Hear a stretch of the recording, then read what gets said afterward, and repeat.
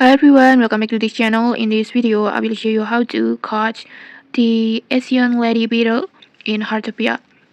This beetle has a unique pattern like this. It's a yellow color with the pattern that make a like a smiley face like this. I think it's so cute, and I think it's perfect if you are a collector and you definitely must this one.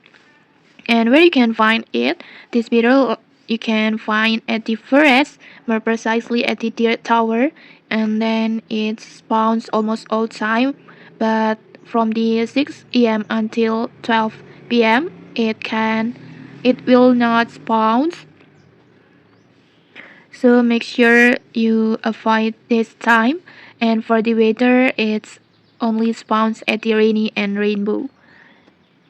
So just go to the deer tower forest in here at the rainy or rainbow, except at the morning. And to increase your drop rate, I highly recommend using an insect attractor because it will boost the insect spawns and make it easier for you to find this beetle. So just go around to deer tower and then just use your insect attractor and keep catching until you catch this beetle. And okay, that's it. If you found this helpful, don't forget to like, comment, and subscribe for more tutorials. Thanks for watching and see you.